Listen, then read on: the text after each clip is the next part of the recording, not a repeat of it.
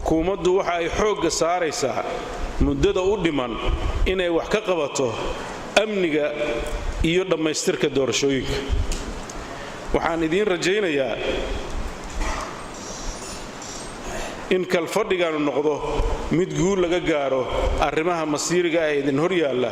sida shuruucda miisaaniyadda iyo howlaha kale ee idin hor yaalla. waxaan si rasmi ah inooga furan kalfadhigii 53aad ee golaha wakiilada dowladda Puntland.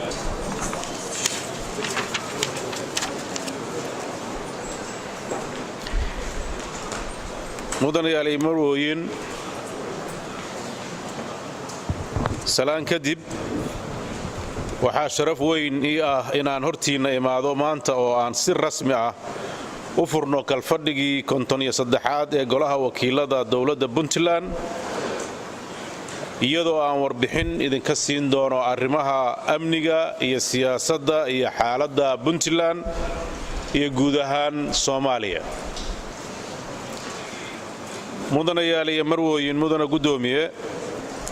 muddadii labada kalfadhi u dhaxaysay dowladda Puntland waxay ku jirtay xasilooni amni, mid dhaqan-dhaqaale marka laga reebo saamaynta colaaddii maamulka Somaliland ka wadeen magaalada Laascaanood oo Ilaahay mahadiis ay dadka deegaanka Khaatumo soo afjareen 25kii Agost 2023. mudana gudoomiye, mudanayaal iyo marwooyin,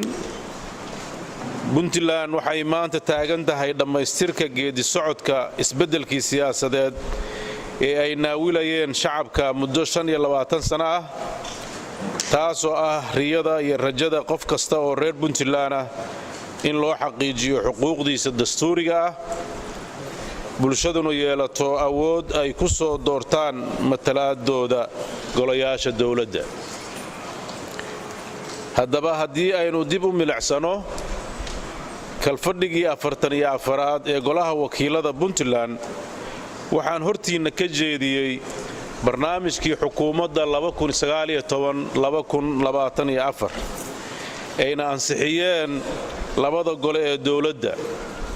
oo halbeegna u noqday la xisaabtanka xukuumadda yoolka koowaad.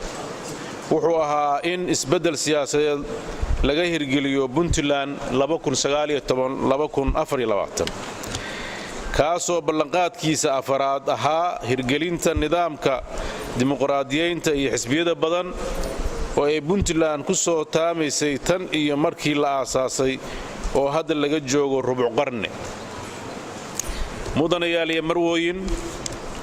annagoo ka duulayna ballanqaadkaas, waxaa sanadkii ugu horreeyey magacownay guddiga ku-meelgaarka ah ee doorashooyinka Puntland. waxaa Ilaahay mahadiisa inay Puntland ka qabsoontay doorashadii dowladaha hoose oo ay ka dhacday 33 degmo oo ka mid ah gobollada Mudug, Nugaal, Karkaar, Sanaag, Bari, Haylaan iyo Raas Casayr. haddaba waxaa lagama maarmaan ah in ay golayaasha dowladda, xisbiyada siyaasadda, ururada bulshada iyo qaybaha kala duwan ee bulshada ay ka qaataan doorkooda kaga aadan doorashada loo madlan yahay, sidoo kalena la qadariyo mas'uuliyadda guddiga madaxa bannaan ee doorashooyinka, wixii talo iyo tusaale ahna iyaga lagu biiriyo si loo ilaaliyo hufnaanta iyo daahfurnaanta doorashooyinka dadweynaha. mudanayaal iyo marwooyin, waxaan hortiinna ka caddaynayaa sida aan marar badan sheegay inay xukuumaddu diyaar u tahay in aanu qabanno doorashada lagu ballansan yahay ee dastuuriga ah. waxaan xasuusinaynaa muwaadiniinta danaynaya inay isu soo sharaxaan golaha wakiilada iyo madaxtooyada in ay ku kalsoonaadaan codka shacabka iyagoo ku tartamaya sida ay qabaan xeerarka doorashada iyo dastuurka, ayna ka fogaadaan wixii carqalad gelin kara xuquuqda muwaadiniinta dadka reer Puntland ay u leeyihiin inay wax doortaan lana doorto. haddaba waxaan rabaa in aan uga mahadceliyo doorkii golayaasha dowladda gaar ahaan golaha wakiilada isbeddelkii ay ku sameeyeen dastuurka Puntland si ay ugu dhaweeyaan dadkooda talada iyagoo uga tanaasulay shacabka xuquuqdoodii ay u lahaayeen in ay doortaan madaxweynaha iyo madaxweyne ku-xigeenka sidoo kalena waxaan uga mahadcelinayaa shacabka Puntland ee noo muujiyay taageerada iyo garab istaagga iyagoo ka shaqaynaya masiirka Puntland mudanayaal iyo marwooyin furitaankii kalfadhigii 52 ee Juun 15keedii waxaynu isugu nimid iyadoo uu daadanayo dhiigga shacabka gobolka Sool oo ay Soomaaliland ku duqeynayso madaafiic aan kala sooc lahayn waxaa si arxan darro ah loo burburiyay masaajidadii cisbitaaladii guryihii goobihii waxbarashada taasoo ay ka dhalatay in dadkii ay noqdaan mid la dilay mid la dhaawacay iyo mid barakacay dadkaas oo ahaa birmageeyadii isugu jiray caruur ciroole haween culumo dhaqan iyo abwaano oo ugu dameeyay Allah u naxariistee abwaan jaamac kadiye cilmi maanta oo taariikhdu tahay 25 Oktoobar waxaa 2 bilood oo buuxa laga joogaa maalintii ay dadka Khaatumo iska dulqaadeen maamulkii sida bahalnimada ahaa u leynayay shacabka waxaa kaloo iyagana guul ah in ay SSC Khaatumo ku sugan tahay xuduudda deegaanadooda ayna dariskooda ugu baaqayaan nabad dadka reer Khaatumo waxa ay ka badbaadiyeen shacabka Soomaaliyeed damacyo lagu xagaldaacinaayay midnimada iyo wadajirka ummadda Soomaaliyeed mudanayaal iyo marwooyin waxaan maamulka Soomaaliland uga digaynaa dib u horinta colaad beelaysan waxaan ugu baaqaynaa in ay nabadda la qaataan dadka dariskooda ee Khaatumo ee ay dariska yihiin sidoo kale waxaan u soo jeedinaynaa dawladda Soomaaliya inaynan mar kale dhagaha ka tiran abaabulka iyo hurinta colaadda ay wadaan maamulka Hargeysa kaas oo sababi kara colaad sokeeye dawladda Puntland waxa ay beesha caalamka gaar ahaan qaramada midoobay uga mahadcelinaysaa la socodka xaaladda gobolka Sool mudanayaal iyo marwooyin dawladda Puntland mar walba waxay u taagan tahay dhismaha dawladnimada Soomaaliyeed oo mid ah federaal ah dimuqraadi ah iyadoo laga duulayo heshiiskii lagu gaaray shirka Imbigati Kenya 2004 dawladda Puntland waxay juhdi gelisay sidii dalka Soomaaliya u yeelan lahaa dawladnimo dhammaystiran oo heshiis lagu yahay iyada oo qayb libaax leh ka qaadatay diyaarinta dastuurka ku-meelgaarka ee federaalka ah in hay-adaha dawladda dib uga howlgalaan caasimadda Soomaaliya ee Muqdisho kadib burburkii dawladda dhexe ee Soomaaliya 1990 taas oo dawladda Puntland gelisay naf iyo maal dawladda Puntland waxay ilaa iyo sanadkii 2012 qayb weyn oo hormuudnimo ka qaadatay geedi socodkii federaalka gaar ahaan shirarkii kala duwanaa ee Garowe 1 Garowe 2 iyo heshiiskii Gaalkacyo kasokow dadaaladaas ay Puntland gelisay dawlad dhiska Soomaaliya waxa xusid mudan in markasta ay dawladda federaalka iyo Puntland ku kala aragti duwan yihiin tubta dhamaystirka qodobada hortabinta u leh dhamaystirka hanaanka federaalka waxa nasiib darro ah in xukuumadda hadda xilka haysa ee madaxweyne Xasan Sheekh Maxamuud ay si bareer ah uga leexatay hanaankii federaalka dalka una meesha ka saaray dastuurkii lagu heshiiyey ee kaliya u baahan dhamaystirka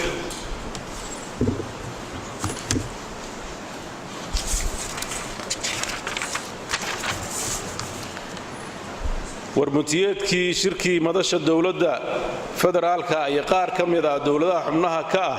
ee 26 May 2023 ka soo baxay magaalada Baydhabo wuxuu xambaarsanaa halis aan indhaha laga qarsan karin oo ku soo wajahan dowladnimada nugulka ah iyo midnimada Soomaaliya sidaan hore u xusnay qaab dhismeedka dawladda federaalku waa mid ku dhisan awood qaybsi deegaanada Soomaaliya si ay u noqoto tub dib u heshiisiin siyaasadeed madaxda dawladda federaalka waxay sheegeen oo waliba in dalku yeesho madaxweyne iyo madaxweyne ku xigeen iyadoo meesha laga saaray awoodii ra'iisul wasaaraha waxa ay kaloo sheegeen in dalku yeelanayo laba xisbi siyaasadeed taasoo laga dheehan karo in matalaadda siyaasadeed ee bulshada Soomaaliyeed ciriiri la gelinayo mudana gudoomiye mudana yaaliye marweyn dawladda Puntland iyo shacabkeedu waxay u taagan yihiin ilaalinta iyo ka shaqaynta qadiyadda Soomaali mid ah nabad ah dimuqraadi ah kuna dhisan hanaanka federaalka dawladda Puntland waxay aragti cad ka leedahay tubta loo marayo dhamaystirka hanaanka federaalka ee dalka waxay marar badan nala weydiiyay sababta aan uga qaybgali la weynay kulamada madaxda dawladda federaalka iyo dawladaha xubnaha ka ee loo yaqaan madasha wada tashiga qaran waxaan cadeynaynaa in madashu aysan ahayn hay'ad ama gole dastuuri ah oo lagu gooyo go'aanada masiiriga ee dalku waa federaal wuxuu ka kooban yahay dawlad dhexe oo aan weli lagu heshiin dhamaystirkeeda dhanka shuruucda iyo hay'adaha fulinta iyo dawladaha xubnaha ka oo mid walba leedahay deegaankeeda dadkeeda hay'ado dawli ah oo ay mas'uul ka tahay xaqna u leh in ay si gooni ah danahooda ugala xaajoodaan dawladda federaalka kasakow in guud ahaan geedi socodka dawlad dhiska dalka Soomaaliya uu si joogto ah ula kulmo caqabado siyaasadeed amni dhaqaale iyo kuwo farsamo haddana qodobada soo socda ayaa noqonaya caqabadaha ugu waaweyn ee weli Soomaaliya ka gaari laadahay isfaham buuxa waxaana halkan idin kula wadaagaya qodobadan kala ah qodobka koowaad geedi socodka dhamaystirka dastuurka ku meel gaarka qaybsiga awoodaha dawladnimo qaybsiga khayraadka dalka iyo deeqaha caalamiga qaab dhismeedka garsoorka maamulka dakhliga iyo maaliyadda dalka qadiyadda gobolada waqooyi galbeed Soomaaliya Somaliland maqaamka caasimadda diyaarinta iyo hirgelinta xeerarka hay'adaha federaalka hirgelinta doorasho dimuqraadi iyo dhismaha ciidan qaran dawladda Puntland iyadoo ka duuleysa qodobada kor ku xusan waxay mudnaan siisay ka qaybgalka 3 kulan ee madasha wada tashiga qaranka halkaas oo aan la wadaagnay aragtida siyaasadeed iyo midda sharci ee dawladda Puntland taas oo ku soo dhamaatay garowshiye la'aan mudanayaal iyo marweyn haddaba waxaan mar kale ku celinaynaa in dawladda Puntland diyaar u tahay in aan dawladda federaalka kala xaajoonno tubta dawlad dhiska dalka sidoo kalena inta laga dhamaystirayo hanaanka dawladda federaalka dawladda Puntland waxay ku dhaqmaysaa awoodaha uu siinayo qodobka 142 ee dastuurka ku meel gaarka federaalka iyo qodobka 4aad faqradiisa 2aad ee dastuurka Puntland waxaan aad uga digaynaa in la isku dayo in Puntland oo xuquuqdeeda ka doodaysa kuna socoto sharci iyo dastuur la hareer maro heshiisyada u yaala dalka laguna dhaqmo wax liddi ku ah ummadana la jahwareeriyo fariinteena waxay ku socotaa dhammaan dadka Soomaaliyeed meel kasta ay joogaan samaha jecel inay si dhab ah loo wada fariisto oo masiirka looga taliyo masiirka dalku kuma xirna dadka marka xilka haya masiirka dalku wuxuu ku xiran yahay cid kastoo wax gala oo awood u leh inay qayb ka qaadato sidii loo heli lahaa dal xasilan oo degan oo aan dib dambe u burburin waxaan rajaynayaa in arrintaas loo dhug lahaado Puntland wax badan bay soo qabsatay meel wanaagsan bay maraysaa isku darka Soomaaliya iyo heshiiska u dambeeya waa inuu noqdaa mid wax u siyaadinayo waa inuusan noqon mid wax yeelaya mararka qaybtood waxaan ka digayaa dad magaca dawladda ka mid ah ama shakhsiyaad kaleeto oo dana khaas ah leh inay ka uldiifaan ama aysan dan ka gelin xeerarka iyo shuruucda mararka qaarkood meelaha la isugu yimaado lagu saxiixaya wixii la khaldamaanta waa khalad muddo dheer la socon doona mustaqbalka ubadkeena iyo dalkeena waxaan u baahannahay inagoo soo jeedna inaan si mug leh oo waafiya u xisaabtanno wixii aan gar u leenahayna aan gar u yeelanno wixii aan gar u lahayna aan ka garnaqsanno arrintaas waa arrin muhiim ah marxaladda dalku dhismayo oo isbeddello waaweyn ay ka socdaan oo ay ku soo kordhay isbeddelka ku yimid gobolka Sool iyo SSC oo u baahan si taxaddar leh in dalka looga fiirsado mustaqbalkiisa siyaasiga ah iyadoo aanan meel la saarin aayaha iyo mustaqbalka iyo meesha ay kaga jirto Soomaaliland dhamaystirka dastuurku wuxuu ku noqon doonaa caqabad aan dhammaan oo u baahan xal joogto ah marka Puntland wax ma diidanay waxay rabtaa inay wax saxdo Puntland waxay rabtaa aragtideeda inay si cad u dhiibato Puntland waxay diyaar u tahay hay'adaheeda kala duwan ee masiiriga ka shaqeeya marxalad kasta iyo xilli kasta inay u ahaato mid u taagan sidii loo heli lahaa dawlad dhammaystiran oo ku dhisan nidaam federaal ah oo dimuqraadiya ugu dambeyntii waxaan rabaa inaan halkaan fariin uga diro shacabka Puntland taas oo ah inay xoojiyaan midnimadooda ayna meel uga soo wada jeestaan wax kasta oo halis gelin kara amniga xasiloonida iyo kala dambeynta waa in dadka reer Puntland niyadda ku hayaan inay leeyihiin cadow badan oo ka soo horjeeda horumarkooda loo midoobo sidii looga hortagi lahaa sidoo kale waxaan ugu baaqayaa beesha caalamka iyo dawladaha xubnaha ka ah dawladda federaalka in aysan qayb ka noqon wax kasta oo dhaawici kara waxna u dhimi kara midnimada iyo wadajirka shacabka Soomaaliyeed ee ku soo jiray 32 sano nugayl bulsho iyo nuqsaan dawladeed lagana fogaado jahwareerinta jihada iyo ee u baahan dhaymo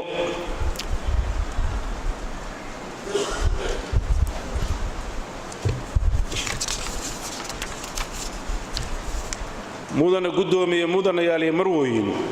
xukuumaddu waxa ay xoogga saaraysaa muddada u dhiman inay wax ka qabato amniga iyo dhammaystirka doorashooyinka waxaan idiin rajaynayaa